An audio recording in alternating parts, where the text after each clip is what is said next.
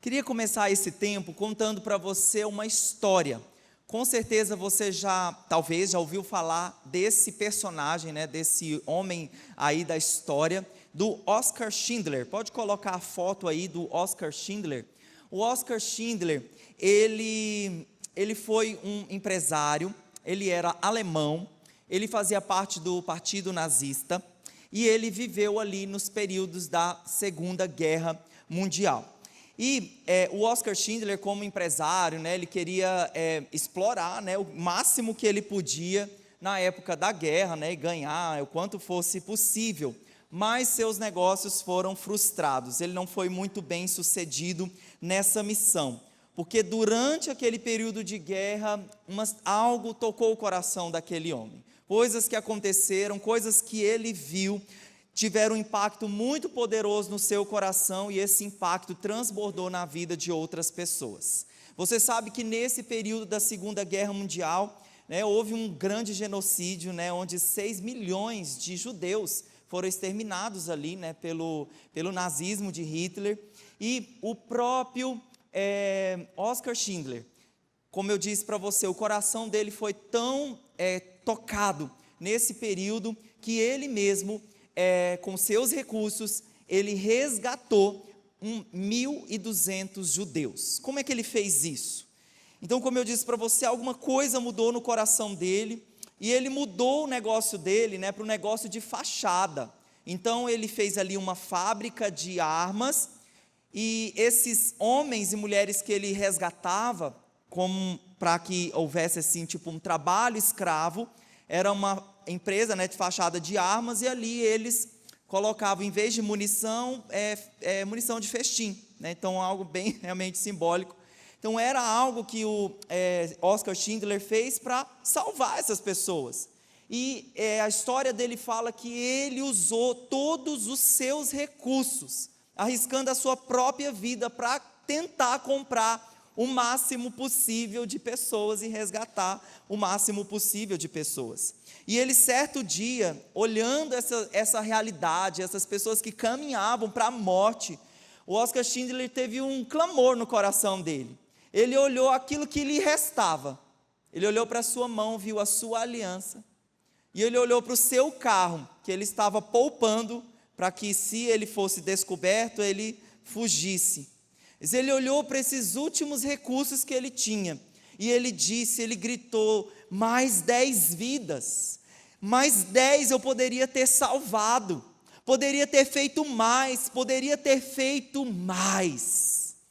Essa história traz um impacto tão forte ao meu coração. No ano de 1993, a história desse homem foi registrada em um filme. Se você não assistiu, fica recomendado, A Lista de Schindler, a lista com esses nomes dessas pessoas que foram resgatadas. Você sabe que seu pastor é chorão, então tem um alto efeito emocional nesse filme. Queria recomendar você para ele. Mas por que eu estou falando e contando essa história? Porque esse homem resgatou 1.200 pessoas da morte, da iminente morte ali daquele regime nazista. E eu e você, nós somos chamados pelo Senhor. Eu e você, nós temos autoridade para salvar pessoas de uma morte que não é apenas a morte nessa terra. Nós podemos o poder de resgatar essas pessoas da morte eterna e chamar essas pessoas para o reino da vida. Então eu e você, nós temos um chamado, eu e você, nós temos uma convicção também para nós salvarmos pessoas. E tudo aquilo que nós pudermos fazer, tudo aquilo que você puder fazer com sua vida, com seus recursos, você precisa empregá-los em nome de Jesus. E essa palavra, o tema da nossa mensagem de hoje, essa continuidade, segunda parte, por que jejuamos? Nós vamos falar muito sobre esses efeitos, os benefícios que o jejum, ele traz para nós de forma pessoal, e ele também traz tocando outras pessoas, um mundo ao nosso redor. Então nós falamos no domingo passado, que o jejum, ele é realmente uma poderosa arma do Senhor, para te abençoar, e abençoar o mundo ao seu redor. Diga assim comigo: para mim abençoar, para abençoar o mundo ao meu redor. O teólogo alemão Dietrich Bonhoeffer, quando ele estava ensinando sobre essa prática, e ele comentou sobre o desafio que Jesus fazia aos seus discípulos, e ele comentou o seguinte sobre o jejum. Ele falou: olha, Jesus vê como natural que os seus discípulos guardem a prática piedosa do jejum. O rigoroso exercício da abstinência faz parte da vida dos discípulos. Então, como comentamos, ensinamos o ensino bíblico na semana passada, embora não exista um imperativo bíblico, uma ordem expressa para jejuar, o próprio Jesus foi o principal modelo para uma vida jejuada, uma vida de jejum. Então, lá em Mateus 7, quando Jesus diz, quando jejuarem, então Jesus não está falando lá se eles jejuarem, Jesus está falando quando, ou seja, mostrando o valor e a importância que um dia os seus discípulos colocariam essa prática espiritual em ação. Queria que você abrisse sua Bíblia comigo em Marcos capítulo 2, versículo 18 ao 20. Mais um texto que, embora não tenha uma ordem expressa para o jejum, mas expressa o coração de Jesus, onde Jesus diz que nós colocaríamos em prática essa disciplina espiritual. Então a Bíblia diz: os discípulos de João e os fariseus estavam jejuando. Algumas pessoas vieram a Jesus e lhe perguntaram: por que os discípulos de João e dos fariseus jejuam, mas os teus não? Jesus respondeu: como podem os convidados do noivo jejuar, enquanto esse está com eles? Não podem enquanto tem consigo, mas virão dias quando o noivo lhes será tirado, e nesse tempo jejuarão. Diga assim comigo: nesse tempo jejuarão. Então existia culturalmente ali, como uma questão cultural ali desse tempo, essa prática, o jejum, como era falado, o dia da expiação. Então no dia da expiação, e a Bíblia até coloca que eram às vezes 2 vezes por semana, essa prática religiosa do jejum. E aqui, a Bíblia fala que os discípulos de João e dos fariseus, eles estavam jejuando. Então eles estavam lá exercitando o dia da expiação, praticando o jejum.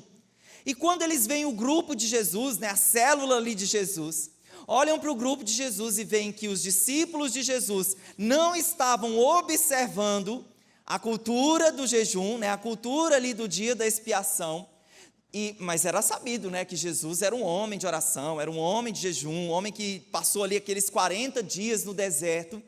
Então eles fazem essa pergunta, atacando aparentemente os discípulos que não estavam jejuando, mas no fundo, o objetivo era atacar o próprio Jesus. Então os fariseus estavam questionando aqui: olha, nós estamos observando a religião, nós estamos observando a cultura, mas Jesus, os teus discípulos, eles não estão jejuando.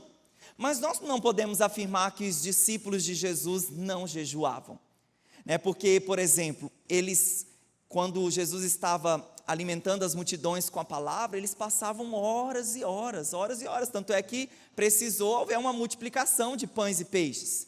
Então nessas horas e horas ali que os discípulos estavam dando aquele suporte, eles estavam de certa forma observando o jejum, não tinha ninguém fazendo uma boquinha enquanto Jesus estava ministrando. Ali no Monte da Transfiguração, Jesus sobe com seus discípulos, Pedro, Tiago e João, tem uma experiência sobrenatural, e a Bíblia fala que durante a noite eles estão orando e com certeza também jejuando. Então não há de se falar talvez que os discípulos não estejam ali jejuando, mas para atacar Jesus, os fariseus, eles dizem: olha, os teus discípulos não jejuam. Mas então Jesus, ele realmente vem dizer, ele vem afirmar, ele vem falar, até também lembrando de uma outra situação, lá em Mateus 12, 18, porque o jejum para eles ali, a observação do jejum, era realmente como um mero ritual, como uma prática piedosa. E lá em Mateus 18, 12, a Bíblia fala que o camarada está lá, orando, se justificando, enquanto o outro estava lá: Senhor, tem misericórdia de mim. O irmão está lá do lado, falou: Senhor, eu sou tão bom, eu jejuo 2 vezes por semana. Então, essa prática religiosa não fazia parte da agenda de Jesus, não fazia parte dos métodos de Jesus, porque Jesus estava inaugurando um novo capítulo na história. Então Jesus, quando diz, vão chegar dias, Marcos 2:20, vão chegar dias quando o noivo lhe será tirado, e nesse tempo jejuarão. É isso que Jesus está afirmando. Pode parecer que os meus discípulos não estão jejuando agora, mas vai chegar o tempo onde o noivo será retirado, onde eu não estarei mais aqui, e eles seguirão o meu modelo, eles vão jejuar. A minha igreja, enquanto eu estiver ausente, vai jejuar. Posso ouvir um amém? Jesus disse, Jesus espera, se você é um discípulo de Jesus, você não vai ser guiado pela religiosidade, não vai ser guiado pela tradição, vai ser guiado pelos anseios e os comandos do Espírito, porque esse novo tempo liderado por Jesus, esse novo capítulo da história, é o tempo onde o Espírito nos conduz a esses momentos de busca e de santificação. Então, queridos, por que jejuamos? Por que jejuamos? Domingo anterior, eu compartilhei 2 benefícios, para estarmos com Deus e para nós também termos quebrantamento, para o Senhor Espírito Santo quebrantar o nosso coração. E eu queria compartilhar mais 2 benefícios. Um benefício que é para você, que te abençoa, que é buscar uma direção do Senhor. E o segundo benefício, que é para ministrar ao mundo ao seu redor, para tocar pessoas. Então diga assim comigo o nosso primeiro ponto, do porquê jejuamos. O primeiro é para buscar uma direção do Senhor. Vamos dizer juntos? Buscar uma direção de Deus. E eu gostaria de trazer nesse ponto 3 exemplos de homens e mulheres de Deus que buscaram direção, que buscaram orientação do céu. O primeiro deles, Esdras. Esdras capítulo 8, versículo 21, a Bíblia diz, ali, junto ao canal de Ava, proclamei jejum para que nos humilhássemos diante do nosso Deus e lhe pedíssemos uma viagem segura para nós e os nossos filhos, com todos os nossos bens. O Esdras, ele estava tendo um trabalho tão precioso, tão poderoso, que era liderar o retorno do povo de Deus de volta para Jerusalém, depois do período do cativeiro. E a Bíblia diz que Esdras, ele vai até o rei, ele tem o favor do rei, ele pede ao rei para retornar, para liderar os trabalhos de reconstrução de Jerusalém. E Esdras, ele fala para o rei, ele diz assim, olha rei, nós temos a bondosa mão do Senhor conosco, nós temos a bondosa mão do Senhor conosco. E aí quando ele profere essa palavra, ele realmente diz que tinha o favor do Senhor com eles. O Esdras, ele fica um pouco envergonhado de pedir mais uma coisa para o rei, já que ele disse, eu tenho a bondosa mão. E o que ele ficou com vergonha de pedir? Soldados, pessoas para escoltarem, porque eles iriam passar por diversos reinos, e territórios ali inimigos. E ele fica com vergonha de pedir para o rei proteção, porque ele havia dito, declarado, olha, a bondosa mão do Senhor está conosco. Então, como ele fica um pouco envergonhado de fazer esse pedido, o Esdras, ele então fala, então como não temos, não temos o favor de ter um exército, proteção, nós vamos pedir ao Senhor essa direção, nós vamos pedir ao Senhor proteção, nós vamos pedir ao Senhor, e é o que ele disse aqui, eles pedem, Esdras 8:23, a Bíblia diz, por isso jejuamos e suplicamos essa bênção ao nosso Deus, e Ele nos atendeu. Embora você possa jejuar para estar com Deus, para cultivar a presença de Deus, para cultuar o Senhor, você também pode apresentar os seus pedidos ao Senhor. E aqui nesse caso, Esdras e e os homens ali que estavam com ele nesse retorno, eles jejuam, eles buscam do Senhor, eles pedem da sua proteção. E a Bíblia diz que houve uma resposta. A Bíblia diz, e Ele, o nosso Deus, nos atendeu. Eu oro declarando isso sobre a sua vida. Declaro que à medida que você vai caminhando nesse rio, fluindo nesse rio, você terá em Deus a resposta do seu clamor, a resposta da sua oração. Posso ouvir um amém?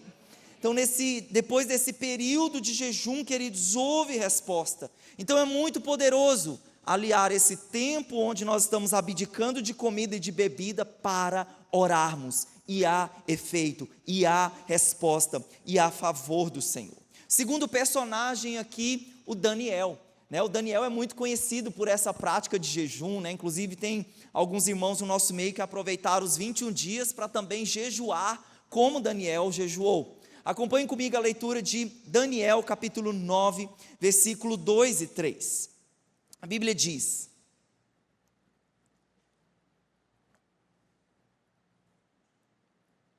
no primeiro ano do seu reinado, eu, Daniel, compreendi pelas Escrituras, conforme a palavra do Senhor dada ao profeta Jeremias, que a desolação de Jerusalém iria durar 70 anos. Por isso me voltei para o Senhor Deus com orações e súplicas, em jejum, em pano de saco e coberto de cinza. Queridos, existe algo poderoso quando você medita nas Escrituras, quando você medita nas promessas. Nesse período aqui, antes aqui de Esdras, o Daniel lendo a palavra, o Daniel lendo as profecias de Jeremias, porque a Bíblia, Deus revelou a Jeremias que o povo passaria pelo cativeiro por causa da desobediência. Foram desobedientes, houve um juízo. Mas também haviam promessas de restauração, havia promessas de que o povo de Deus voltaria para a sua terra. E Daniel está aqui lendo a sua Bíblia, lendo os escritos de Jeremias, e Daniel lê ali que esse período seria de 70 anos. Então Daniel faz ali as contas, coloca ali a sua calculadora, observando que já se passaram, esse tempo está se findando, já chegaram 70 anos. Então quando Daniel ele ao ler a promessa, ao ler a palavra e vê que era tempo do Senhor, a Bíblia diz que Daniel se coloca em jejum, em oração, gerando essas promessas, clamando ao Senhor, dizendo: lembra-te, Senhor. Queridos, essa é uma das orações mais eficazes, orar a palavra, nesses 21 dias nós estamos orando pela manhã, online, então desafio você, pega o link aí, para você ouvir essas orações, participar dessas orações. Ontem, no nosso primeiro dia, eu orei Colossenses 1, orando a palavra, é a oração mais assertiva. Então nós temos aqui Daniel orando a palavra e clamando: lembra-te, Senhor. E Daniel gera essas promessas em oração, apesar da promessa estar aqui, a palavra está aqui revelada. Quando você ora, quando você gera, e essa coisa da repetição, a Bíblia, existe muito padrão de repetição. Por exemplo, na oração dos anjos, na oração do céu: santo, santo, santo é o Senhor Deus Todo-Poderoso. Então eles estão ali em todo o tempo fazendo orações repetidas. Então esse padrão de repetição, onde você tem uma promessa, onde você, ao ler e ter relacionamento com a sua Bíblia, encontra promessas para a sua vida, para os seus filhos, para o seu trabalho. O que você vai fazer depois dessas promessas? Eu vou gerar essas promessas em oração, eu vou ficar declarando, eu vou trazê-las somente da letra para o meu coração. Amém ou não amém? Então foi isso que Daniel fez. Olha só a intensidade. Daniel 10, 2 e 3 e 10 e 11, 10 e 12, os versículos. Naquela ocasião, eu, Daniel, passei 3 semanas jejuando. Então esse período de jejum, um período de quebrantamento, é um período de choro, é um período de olhar para dentro de si. Ele passa ali 3 semanas orando, clamando. Não comi nada saboroso, carne e vinho nem provei. Em seguida, a mão de alguém tocou em mim e me pôs sobre as minhas mãos e os meus joelhos vacilantes. E ele disse: Daniel, você é muito amado. Preste bem atenção ao que eu vou lhe falar. Levante-se, pois eu fui enviado a você.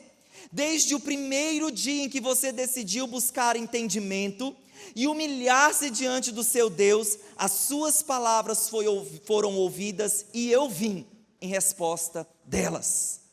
Em primeiro lugar, querido, eu vejo no coração do nosso Pai tão amoroso que nós temos. Você acabou de ouvir aqui essa palavra da minha mãe, inclusive, maravilhosa palavra. Beijo. Almoço todo domingo, hein? Não esqueça, nesse jejum, prepara, o almoço. Nós temos um Deus tão bom, nós temos um Deus tão misericordioso.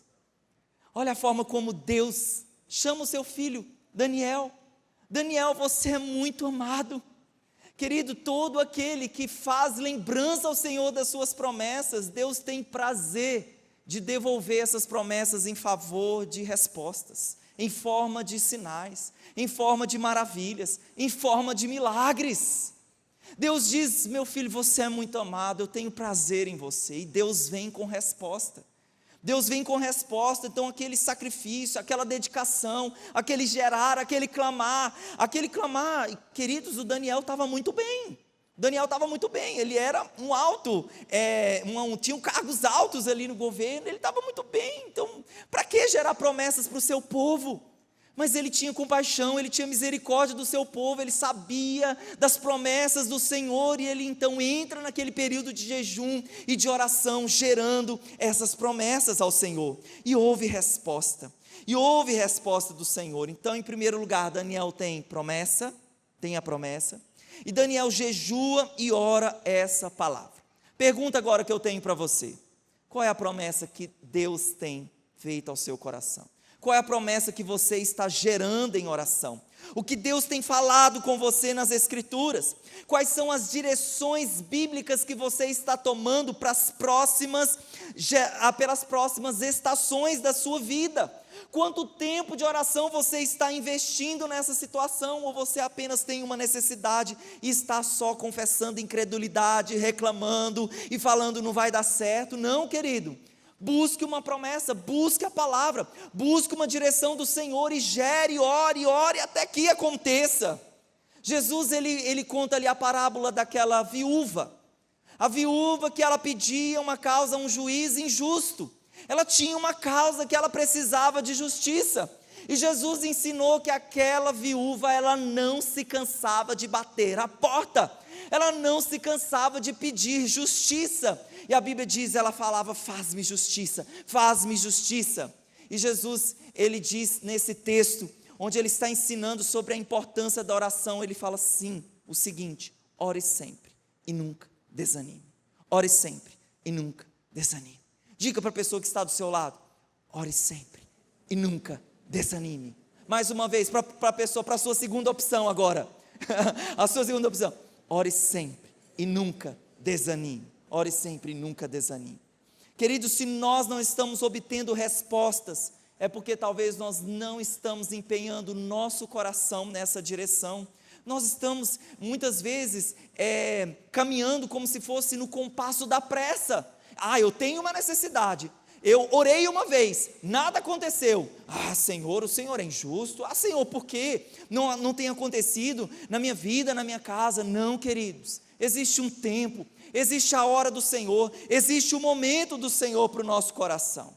E a Bíblia diz, enquanto Daniel está ali orando aquelas promessas, orando aquela palavra, voltando o seu coração para a presença de Deus, houve uma resposta, houve uma batalha, os céus, eles começaram a se mover. A Bíblia fala aqui em Daniel, que anjos foram liberados para batalhar, principados, se movimentaram ali. Queridos, Deus vai enviar seus anjos, Deus vai batalhar em seu favor, Deus vai lutar em seu favor, em nome de Jesus, amém? Quando você exercitar esse padrão, em nome de Jesus. Então falamos do Esdras, falamos do Daniel, e esse mesmo padrão foi observado também na igreja primitiva. Então olha só um versículo tão óbvio aqui, de Atos 13, 2-3, uma coisa tão óbvia. Olha só o que o texto diz: enquanto adoravam o Senhor e jejuavam, disse o Espírito Santo: separem-me Barnabé e Saulo para a obra que eu os tenho chamado. Assim, depois de jejuar e orar, impuseram-lhes as mãos e os enviaram. Queridos, o envio no Novo Testamento não era um mandamento, sim ou não? Então era muito claro o envio para a implantação de igrejas era muito claro. Então você pode falar assim: pastor, se é muito claro, se era uma direção, se era um comando, por que eles não foram? Por que eles oraram? Por que eles pediram o Espírito Santo para ir, se já era um comando muito óbvio? Mas veja a dependência do Senhor, mas veja a dependência do Espírito Santo, que aqui a Bíblia diz que eles oraram, eles adoravam, eles jejuaram e eles ouviram o Espírito Santo. Eles ouviram a voz do Espírito Santo. Então, para questões óbvias na nossa vida, nós precisamos de ouvir a voz do Senhor. Então, talvez nós estamos assim, tomando decisões porque os outros estão falando, por causa da crise do país, por causa da crise no casamento, por causa de tantas situações adversas e circunstâncias que vão acontecer na nossa vida. Mas nós não podemos tomar decisões baseadas em emoções, no que outras pessoas falaram, na direção que outros têm tomado em seu lugar. Nós precisamos ouvir o Espírito Santo. Por isso que tempos de jejum são tempos para Deus dizer assim, ó, calma um pouquinho, eu quero desacelerar o teu coração, calma lá, vem me ouvir, vem ouvir minha palavra, vem se realinhar as minhas promessas. Eu quero lhe dar, mas espera aí, calma um pouquinho.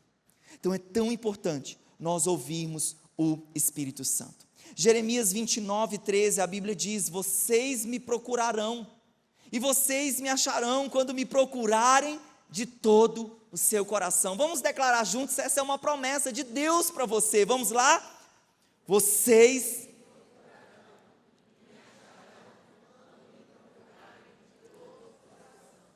quando você separa um tempo para passar fome, para abdicar de prazeres que são, esse prazer é um prazer correto, um prazer bom, mas quando você abdica um tempo da sua vida, para separar, para buscar a face do Senhor, de todo o seu coração, olha como a Bíblia diz, vocês vão me encontrar, vocês vão me achar. Essa deve ser a motivação correta ao buscarmos a Deus em jejum e oração.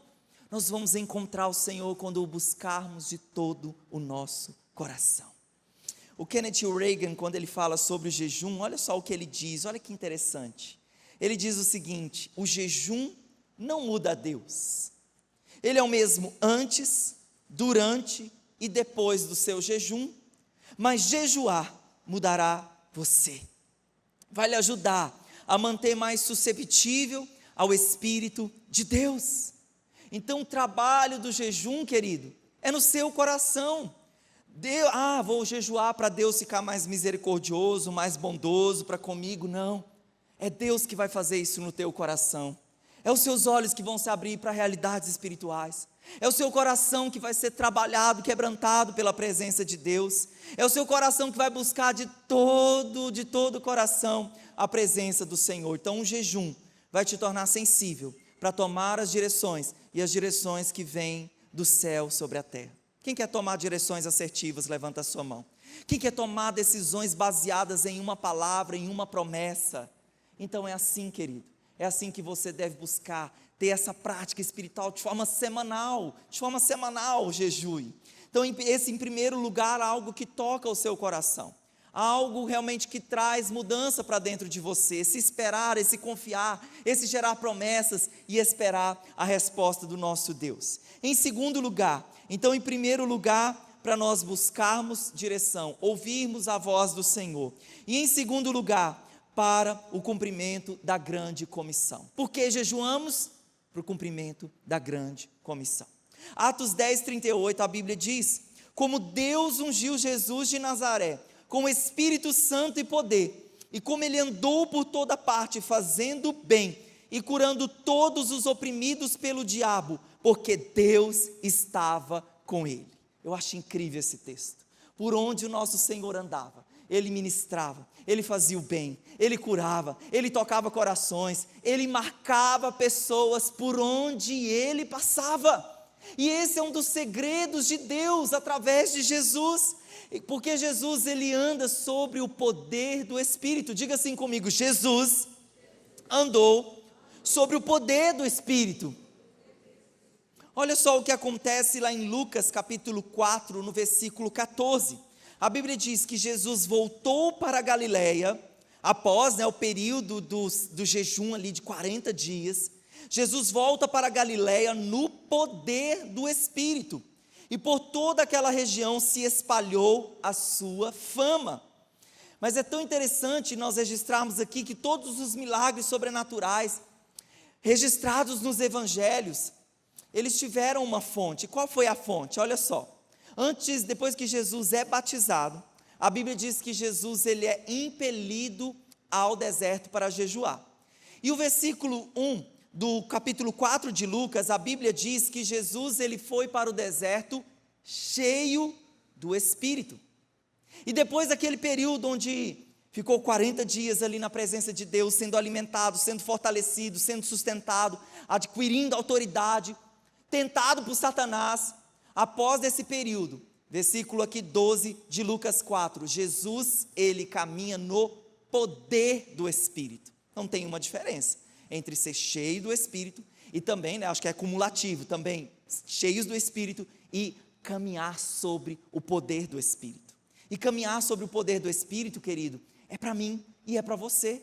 E o jejum, trazendo esse período, essa disciplina espiritual, você traz para você também essa caminhada que o Senhor quer que você tenha, para que você toque pessoas, para que você toque as pessoas no poder do Espírito Santo.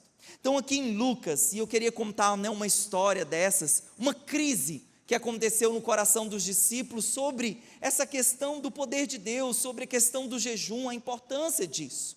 Lucas capítulo 9, no versículo 37 ao 40, a Bíblia diz: no dia seguinte, isso Jesus descendo do monte da transfiguração, no dia seguinte, quando desceram do monte, uma grande multidão veio ao encontro dele. Um homem da multidão bradou: mestre, rogo de que deis atenção ao meu filho, pois ele é o único filho que eu tenho. Um espírito domina, de repente ele grita, lança-o em convulsões e o faz espumar, quase nunca o abandona e o está destruindo. Roguei aos teus discípulos que o expulsassem, mas eles não conseguiram. Então nós temos aqui os discípulos já ouviram essa expressão, um grande abacaxi na mão para descascar? Os discípulos, eles estavam ali com uma grande interrogação. Jesus, o pai dessa criança, aflita. Eu queria que você visse essa visão, uma família que sofria, uma criança, que era talvez um menino já, aí talvez até adolescente, uma criança que durante toda a sua vida, era ali dominada por um espírito maligno que fazia aquela criança convulsionar, que fazia aquela criança cair no chão, gritar, aquele caso assim horrível que ninguém gostaria de ter para a sua família, um filho assim, meu Deus. A Bíblia fala que esse pai aflito, ele traz o seu filho para obter resposta, já que ele ouvia ali Jesus fazendo esses sinais, essas maravilhas, ele fala: alguém, Jesus, ele pode me ajudar. E ele leva o seu filho para que os discípulos de Jesus o ajudem. Mas naquele momento inicial, Jesus não estava ali. E aí quando Jesus chega, eu quando li esse texto aqui, vi assim, a batalha, existia uma batalha. Aquela família vivia uma impossibilidade.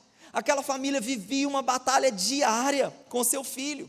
Olha só o texto de Lucas 9, 42. Quando então Jesus chega, e o pai de novo leva esse filho agora a Jesus. E o texto diz que quando o menino via vindo, o demônio lançou por terra em convulsão mais uma vez. Mas Jesus, diga assim comigo, mas Jesus, repreende aquele espírito imundo, o cura o menino e entrega aquele menino de volta ao pai. Você pode dizer um amém?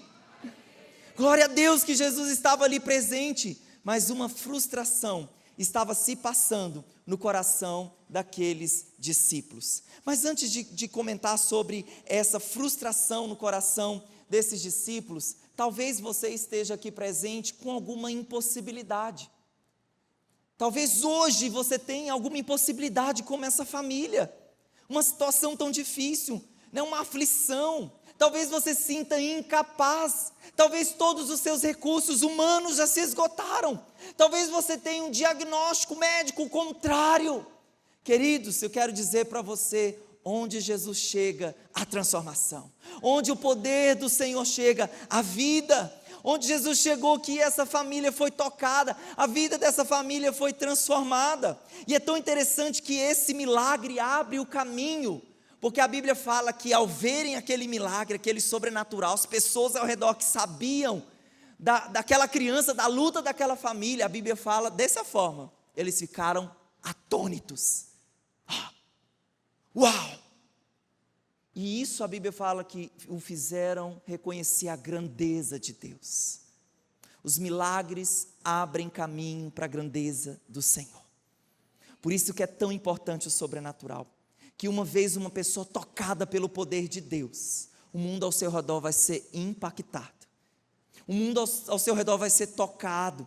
E o mundo ao seu redor vai ser convencido de olhar para a grandeza não do homem, mas para a grandeza de Deus.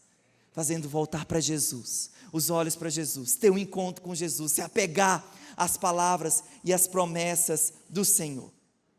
Então beleza, a história dessa família foi transformada, glória a Deus, Jesus chegou, mas ficou uma crise no coração dos discípulos, uma frustração. Olha só o que eles disseram para Jesus no versículo 28. Depois de Jesus ter entrado em casa, seus discípulos lhe perguntaram em particular: por que, Jesus? Por que não conseguimos expulsar aquele demônio? Então havia uma crise no coração. Jesus, nós oramos. Jesus, nós colocamos a mão. Nós clamamos. Mas nada aconteceu. Jesus, por quê? Por quê? Então Jesus os responde. A Bíblia diz, Jesus falou duas coisas que faltou para eles. Duas coisas que era importante exercitar. Então Jesus, ele diz, versículo 20 e 21. Ele respondeu: porque a fé que vocês têm é pequena. Eu lhes asseguro que se tiverem fé do tamanho de um grão de mostarda, poderão dizer a esse monte: vá daqui para lá, e ele dirá: nada será impossível para vocês. E aí Jesus termina essa colocação dizendo: mas essa espécie, essa casta, em outras versões, só sai pela oração e pelo jejum. Pela oração e pelo jejum. Então Jesus, ele dá aqui essas duas lições tão poderosas, A fé deles era pequena, ou seja, eles precisavam crescer em níveis de fé, ou seja, a sua fé pode crescer. Como que minha fé cresce, pastor? Bíblia, oração, tempos de jejum, o exercício da fé, caminhar, declarar as palavras do Senhor. A nossa fé, ela vai crescendo. E Jesus, então, aqui ele aponta também sobre essa situação, do porquê aquela casta, aquela espécie de demônio só saía com jejum. Querido, sabe por quê? Porque nós vivemos em um mundo natural, você vive num mundo natural, mas nós também vivemos em um mundo espiritual. Nós somos seres espirituais. Existe uma batalha todos os dias para você chegar na igreja. Quem que nunca já teve uma batalha, para chegar na igreja, para fazer as coisas do Senhor? Quantos aqui? Levanta a mão. Será que só eu? Queridos, existe uma batalha. A Bíblia fala nas regiões celestiais, há batalhas, há lutas, há forças malignas.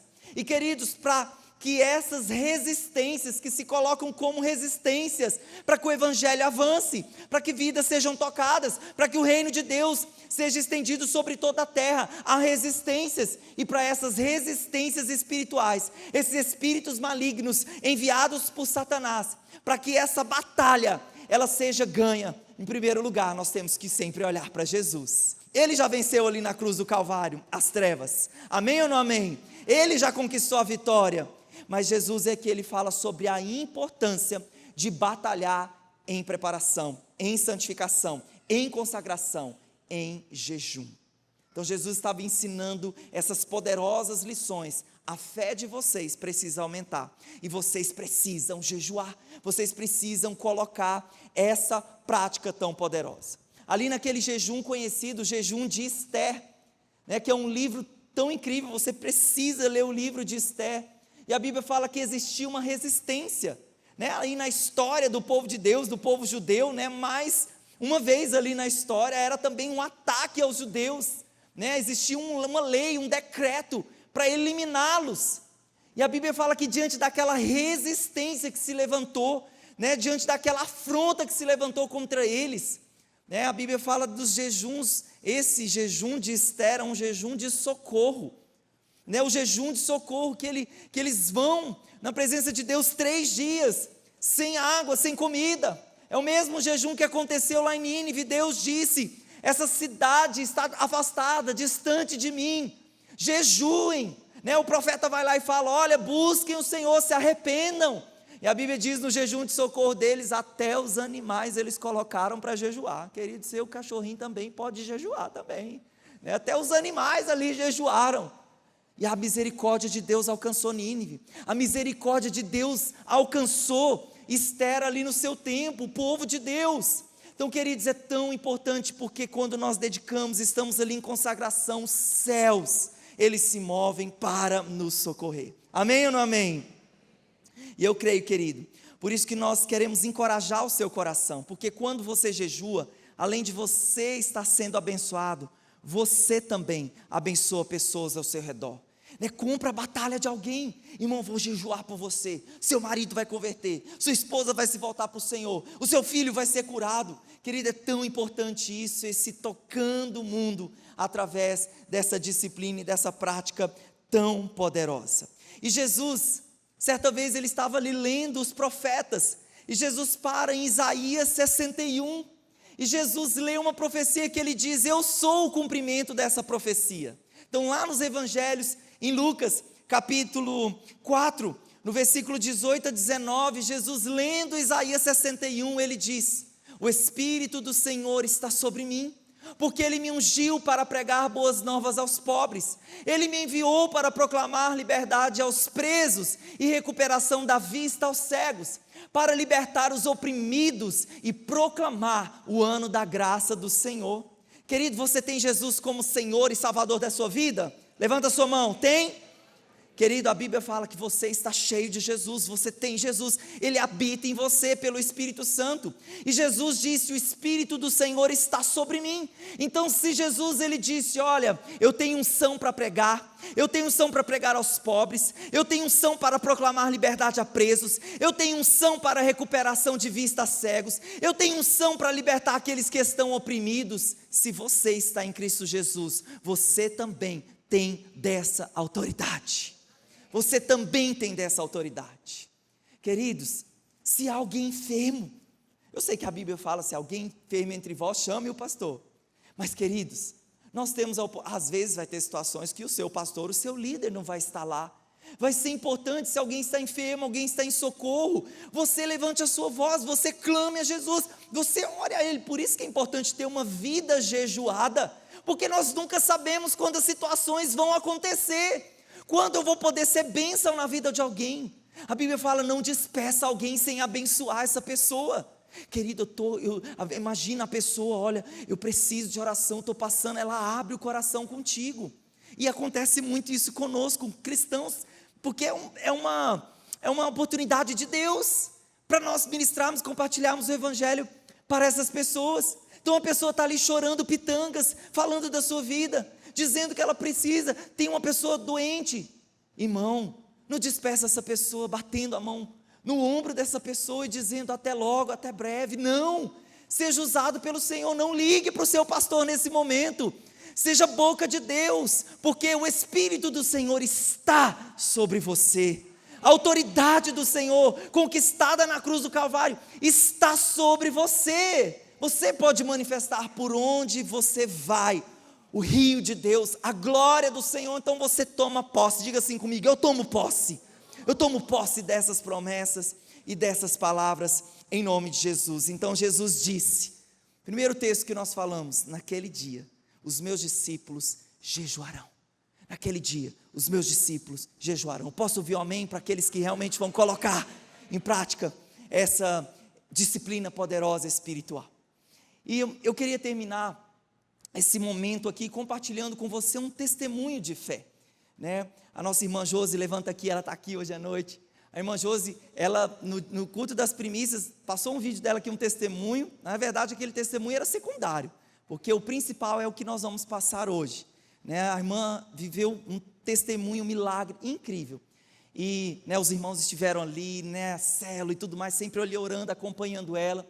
E eu queria passar, nós, José, editamos, porque era muita bênção, né? Você compartilhou sim, muitas, então nós editamos e realmente eu quero encorajar o seu coração. Ao final, né, nós vamos ter um tempo de oração aqui pela sua necessidade. Nesses 21 dias de jejum, nós queremos ministrar o seu coração. Se você tem algum impossível, alguma situação, queridos, nós vamos colocar diante do Senhor. Eu creio em respostas favoráveis do céu. Amém? Então vamos acompanhar esse testemunho de milagre para a honra e glória do Senhor. Meu nome é Josiane Revoredo, sou casada com o Ricardo Revoredo, mãe da Sofia e do Luiz Felipe Revoredo. Eu tenho 42 anos e eu já congrego aqui na Igreja da Paz já tem algum tempo. No dia 14 de agosto de 2023, uma tarde comum, normal, eu estava me preparando para retornar ao trabalho no dia seguinte.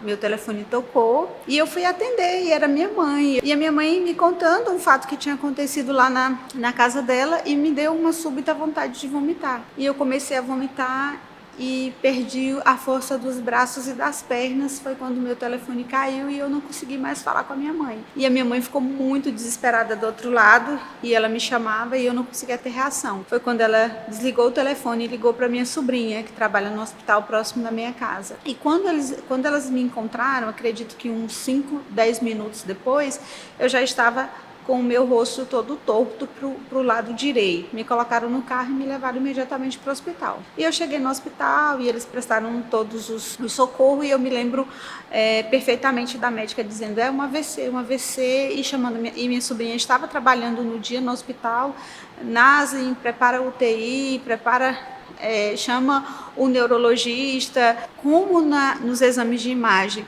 eles não encontraram o coágulo, o neurologista decidiu por então fazer uma punção lombar. Foi aí que começaram todos os meus problemas. Depois disso eu comecei a sentir muita dor de cabeça e não conseguia mais ficar sentada, não conseguia ficar em pé. Mesmo assim, o médico insistiu em me dar alta 2 dias depois.